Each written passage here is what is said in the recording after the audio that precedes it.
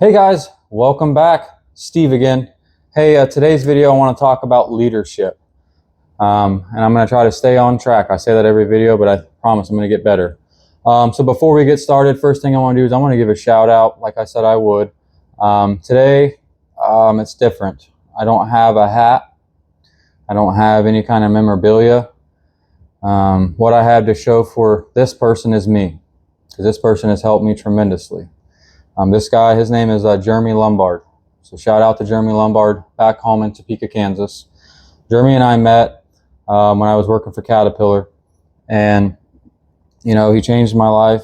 He walked into it. We all need people. This is what Jeremy does for me and has done and continues. I just talked to him this morning. Jeremy is one of those people that you can vent to, and he's going to tell you whether you're right or you're wrong. And we all need those people. Sometimes, I've vented to this man and they're like, listen, I hear you, but have you thought of it this way? I'm like, no. Okay, yeah, you're right. There's been other times I went off and said, yeah, man, you're right. You're right. So we all need those people. Those people are mightily important in your life. And so shout out to Jeremy, man, good human being. And it's just another example of two human beings that came from two completely different backgrounds, two completely different walks of life, and we crossed paths, and man, we just hit it off. It was almost immediate. So shout out to you. Thank you for everything you do, continue to do for me and my family, and look forward to seeing you soon, bud. So take care. Shout out. All right, so moving into our leadership. So one of the things I really want to hone in on is something I truly believe, and I heard this a while back from actually the Navy SEALs, and it's even in the book, the Extreme Ownership book. I keep referencing. I'm going to keep referencing it. It's an amazing book, but they give an example in there. Okay, they say there are no bad teams, there are only bad leaders, and I truly believe that, and I've seen this. I've seen this time and time again in my career. I'll give you an example. I'm going to give you an example in their world, and I'll give you an example in my world. Their world is they have so to become a Navy SEAL, you have to go through BUD/S in Coronado, California. If you, rule of thumb, I've learned from some of these Navy SEALs, if you talk to somebody that said they're a Navy SEAL and they didn't train in Coronado, they're lying. Just a heads up. You have to go to Coronado and go through this BUD/S, basic underwater demolition training, to complete it to be a SEAL, okay? Through this, they have boat crews. They split everybody up into different boat crews. And they go off a height, because, when you're carrying a boat, if you have somebody that's 6'3", then somebody that's 5'8", their hands are going to be up, they're going to barely be touching. They're not going to really be contributing to the team. So you got to make sure height-wise everybody's around the same so everybody can pull their weight, okay? So, and when you go into BUD/S, and I don't know all the ins and outs of BUD/S, guys, I don't. I wish I did. I truly envy those Navy SEALs. I do. So shout out to Special Forces, but, I'm not extremely knowledgeable. But through the book and just some interviews and stuff, I've been able to pick up bits and pieces. So I'm talking to you from a civilian standpoint. So a very uninformed standpoint, I will say that.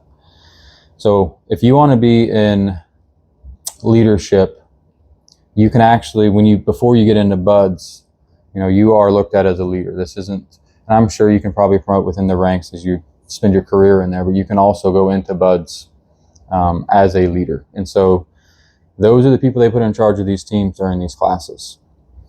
And in this particular case, I don't remember which class number it was, but in this particular case, Boat Team 6 was winning every single race. And the rule was, if you won the race, you got to sit one out, while everybody else had to go back and redo it again. And Boat Team 2, finished dead last every single race. So, Jocko, the co-author of this Extreme Ownership book, didn't necessarily believe that there was just bad leaders, not bad teams. He had an inkling that there was some truth to it, but he also needed to see it. And so one of the instructors there looked at him and said, watch this. Literally told him to watch this. And he went and removed SEAL Team 6's leader and swapped him with Boat Team 6's leader and swapped him with Boat Team 2. And the very first race, Team 2 won, and Team 6 came in a close second. One race, the very first race.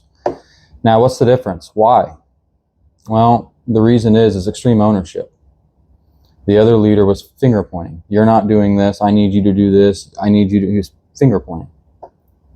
That's the reason why. The other man, he took all ownership. Hey guys, I'm sorry. I need to be better for you guys. I'm sorry. I'm sorry, guys. I'm trying. I'm pushing. I'm doing my best, guys. Okay, that's different. So then people are like, you know what? I'm going to do my best too for you, with you. See the difference? That's an example in that world. In my world, how I've seen this is there was at Schwann's, there was a depot that was a struggling depot. Okay, this was a depot at one time, was making some of the highest numbers in our zone. And then staffing issues, mismanagement, they tanked. We sent a manager down to this depot. Okay, this depot was in the hole, mightily in the hole.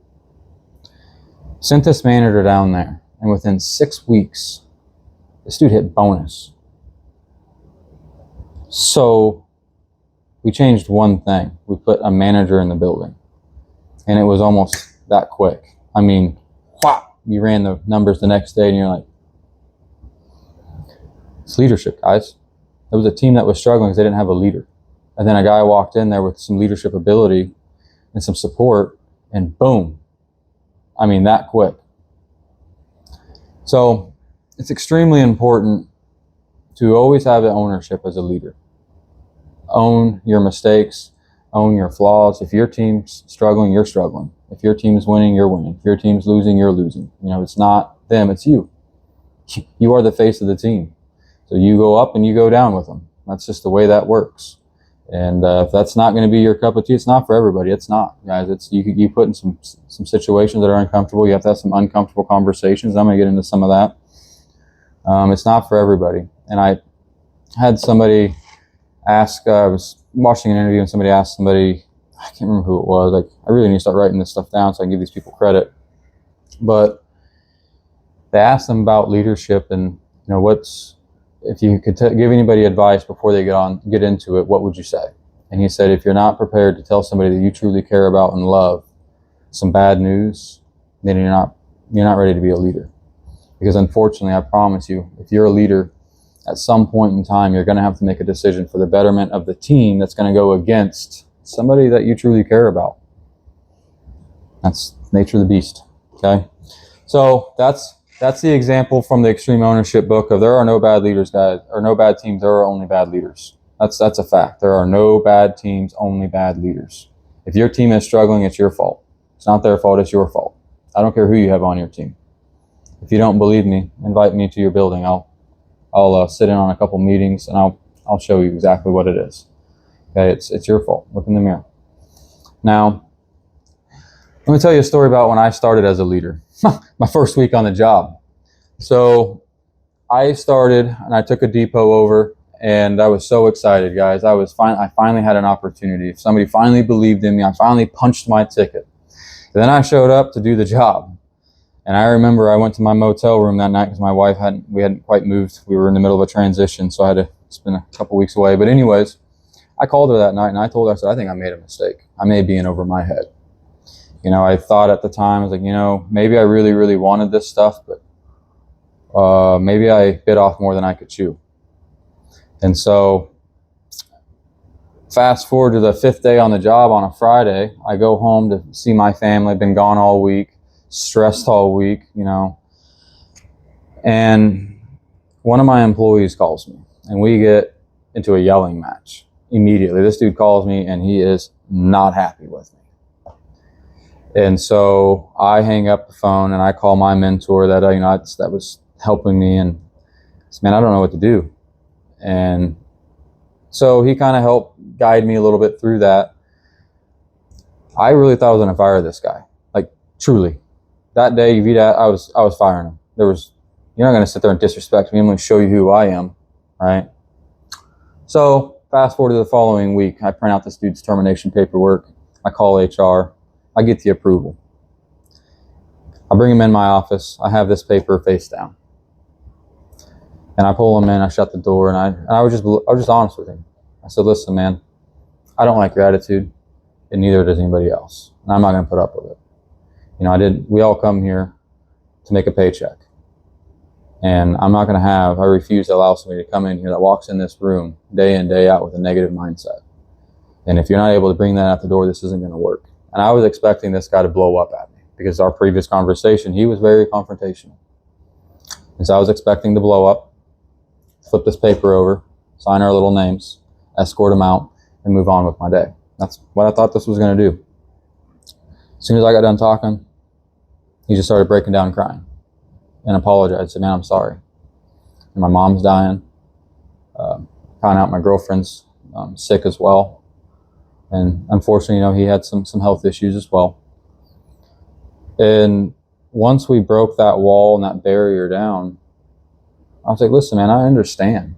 I mean, I'm sorry you're going through that, and I don't understand from, being in your shoes, but I could understand how that could impact you. When I say understand, that's what I mean. And we were able to have a conversation and find a resolution. I didn't even write them up. I threw the paper in the trash. And then I went home and I looked at myself in the mirror. I was like, holy cow, man, you'd almost cut somebody's career short because of your own ego, because somebody you felt disrespected you. And instead of asking questions, you just jumped the gun and wanted to prove a point. So shout out to him. I'm not going to, mention names, but that was a huge eye-opener in the very beginning for me. And I am truly, tremendously happy that I was able to have that kind of depth and take it that way at that time. And it helped me grow tremendously quick. Like, holy cow, these are people's livelihoods that I'm responsible for. And my judgment and how I talk on my calls, my meetings, it's going to greatly impact these people's livelihoods. They're relying on me. And I take great, great pride in that. Great pride in that.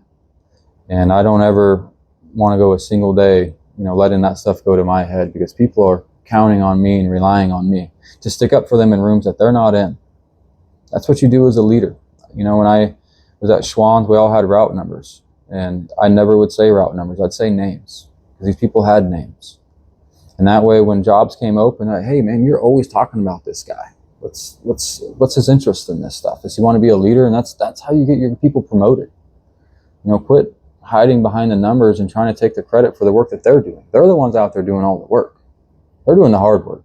We're just doing the stressful administrative work. Okay, like, we're using our brain power. They're actually having to go out and use brain power, manual. They have to do all the things. So don't ever let that stuff go to your head. That was a huge learning experience for me. Learning experience number 2. So when I started at the same place, the guy I had enroll in my warehouse, he had been there a long time, the longest tenured person in the entire building, by a long shot. And he was also an extremely unhappy employee because of the mismanagement, lack of management, new management, all the things. This guy had been there long enough. He'd seen manager after manager after manager. And so when I walked in, it was, I wonder how long this one's going to last and what he's going to try to make me do. So, and the issue was the warehouse was a problem. So I was going to have to figure out a way I can talk to this guy in a constructive way, in a respectful way, and move the needle forward and not have this guy blow up because he didn't have any respect for me. Now, I could have easily sat around and demanded respect because of my job title and told him, if you're not going to respect me because of X, Y, and Z, there's the door. And I see this all the time. You see it all the time. Get over yourself. Truly get over yourself. So here's what I did. I understood I needed to gain this man's respect. I needed to go in his wheelhouse. So I worked with him. He worked overnights, midnight to 8 a.m. were his hours. So for 2 straight weeks, I worked midnight till about 3 p.m. Okay? And I was just trying to prove a point to him that I was willing to do anything and everything I was asking him to do. The entire 2 weeks I went in to work with this man, I didn't criticize him not one single time. I did everything the exact way that he was doing it. Okay? Then after the 2 weeks, I was able to sit him down and say, listen, I've been working with you. Here are some things that I've noticed. And we were able to have a serious, constructive conversation. And next thing you know, my warehouse went from, I was getting phone calls saying, man, you're going to have to probably make some staffing changes here, to they were sending us plaques because we had the best shrink in the entire zone. So, and I had to just go gain the guy's respect. I didn't demand it. I went and earned it. And then once I had it, I kept it. If he needed something from me, I was there. If there was something, they rolled out something that I didn't know if it was the right thing to do, I went in with them and did it with them. So I could go back to my people, but hey, I went in with them and this didn't work. I understand the thought behind it, but this is actually this is how it plays out in real life. Because guys, these people, and they're not bad people, they're just, sometimes when you're on an executive board and you're so far away from the field that it makes sense to them, but then when you roll it out to the field and you implement it, it's like, okay, you're on the right track, but we need to make some changes here and here and here. And that is my job. That is my role to help him, to make sure his life is as easy and efficient as possible. And it's not my job to say, hey, the company's rolling this out. It's stupid. I know. Just do it because they're telling us to do it. No. As a leader, you got to own it. If a company rolls something out and you don't agree with it, you need to ask more questions so you have a better understanding. Because if you truly, in your heart of hearts, don't agree with the policy that you're rolling out, they're going to see that. Regardless of whatever words are coming out of your mouth, they're going to be able to pick up on that. And so if their company is rolling out a pay policy, an order policy, whatever the case may be, the industry you're in, and you truly don't buy into it, you need to ask more questions until you're bought in. You don't have an understanding. Hey, there's my dog, sorry. You don't have an understanding of the reason why. And if you're not able to truly buy into what they're doing, then you need to go find something different, because you're not going to be able to lead effectively. And your people deserve that. That's what they're asking. That's what they expect. And they deserve it. So there's my story on how I was able to correct when I walked in, I was told he was a bad apple. And that's what when I started, they told me, hey, you're going to have to get rid of this guy. Just a heads up. But good luck. You do what you see fit, but you're probably going to have to. That's what I was told when I walked in. And when I walked in, I'm not going to lie, I could see what they were saying. I could see the animosity, tell me how to do my job, dare you. I could see it, but I could also see the reason why he felt that way. How many people walked in just like myself, or not just like me, but people with my same job title. They try to tell this man how to do his job and then just walk away, quit, never show up again, whatever. So you do that for 15 years straight. Yeah. When somebody walks in, you probably are going to feel a type of way, and you're probably right to feel that type of way. And it is my job as a young leader to go earn this man's respect and go work in his wheelhouse. So keep that in mind, guys. Don't always just jump the gun on thinking somebody you know more than them, or you want to use your job title to prove a point to them. And just be a human being and remember what it was like before you got to your job. And what did you ask out of your leaders? And what were their shortcomings? And try to really, really hard to make sure your people don't feel the same pain that maybe you felt. And if you had a really good leader, like I had an amazing leader when I started at Schwann's, an amazing human being. He's going to get a shout out. It's coming. This man was really the man that truly, truly started everything for me. Everything for me. And I try to emulate that, his qualities. And I would think about those things. And I stayed in touch with him. I hung a picture of me and him in my office. I wanted people to know, like, hey, he may be our competition, because, he was a manager of another location in the zone. And so it was kind of a friendly competition. But my people knew. Yeah, they had the biggest target on their back because they were the best depot in the zone. So that's who we were chasing. At the same time, we had the utmost respect for anybody and everybody in that depot. And I try to emulate that. And I truly feel like that team probably had the same for me and my team. I truly do, because of who he was. And when I would go back to that depot every once in a while, I didn't get to go back very often. I wish I would. I wish I would have been able to go back and see those people, because those people invested into me when I was just a route driver in ways that they don't even realize. And so, but when I got to go back, they welcomed me with open arms, and that showed me that he never once turned his back on me, and he could have. He lost a guy on his team that, kept that team together. I was the glue to that team for a long time, and I took great pride in that, and great pride in making everybody get along, and helping everybody get along, and building that camaraderie and that competition, and the good competition, the positive competition. And we're grown men. We get off track and we'd get a little crazy every once in a while. But at the end of the day, it was my job. It was my role on that team to make sure we didn't get too crazy. And it was very humbling to be able to walk out of that. And he could have easily been like, you know what, screw this guy. He thinks he's better than us. He wants to leave this team and go against us. But instead, he's like, let's support this man. He came from us. He's one of us. We helped groom him.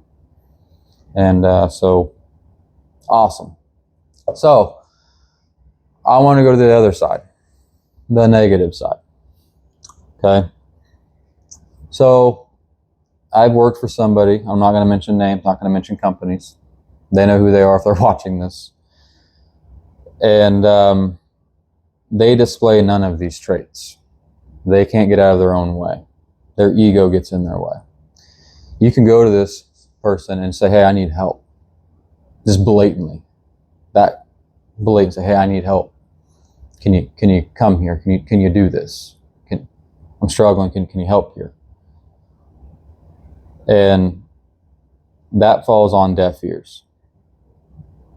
And I'm going to tell you right now, there is nothing more irritating and frustrating than to watch somebody be in a management position that has no business being in a management position. No business.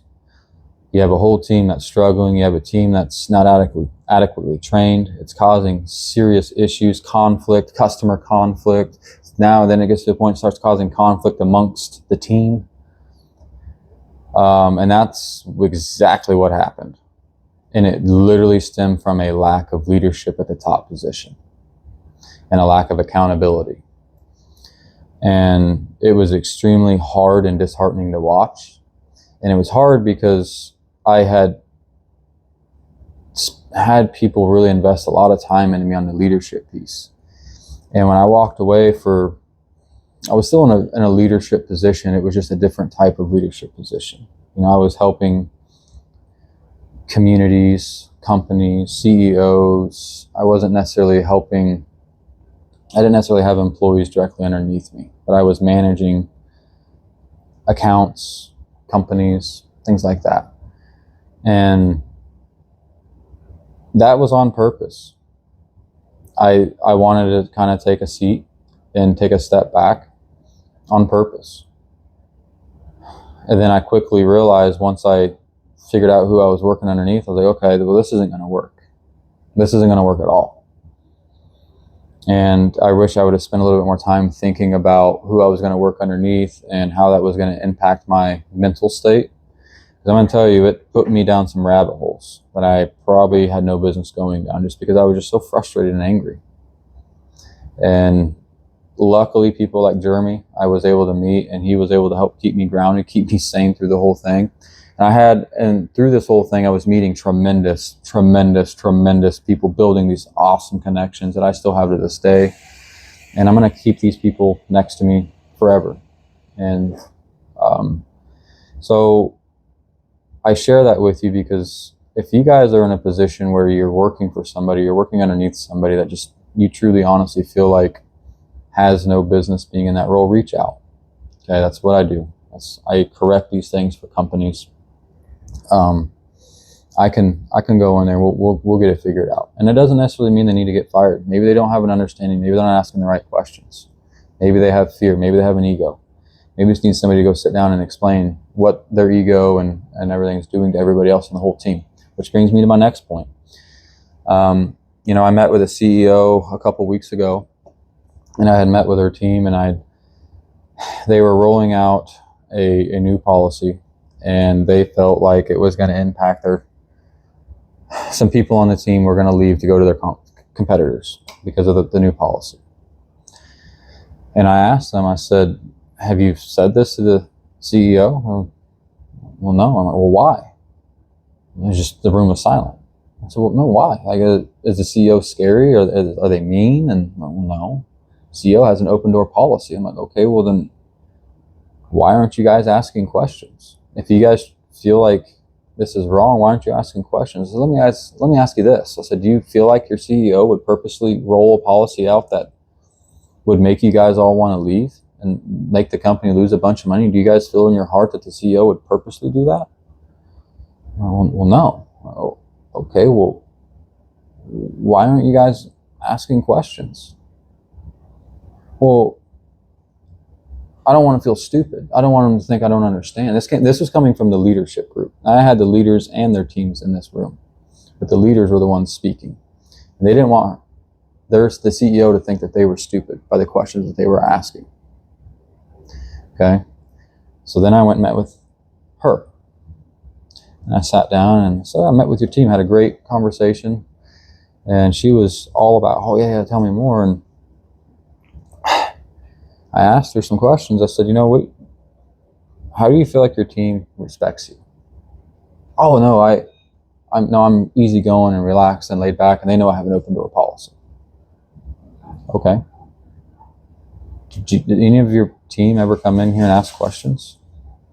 And she says, no, not really. And she said, I think that they understand that I'm just very knowledgeable, been in this a long time, and I think they just trust my judgment and my decisions. So, okay. So, well, they don't. What? Well, they don't. I just talk to them. They don't trust you. And it's not that they don't trust you, they don't understand the why. And they understand your business and your experience. They mention that stuff to me. And that's why they don't come to you, because they're embarrassed. Because they feel like you may look at them a certain way by the questions that they are asking. No, I would never do. They know that. I said, no, they don't know that. Because of your job title. They know you're a good human being. They know you have a good heart. But you also have a job title. And you need to understand what weight that job title carries and what impact that has on other people. Because people have different experiences in their life with management.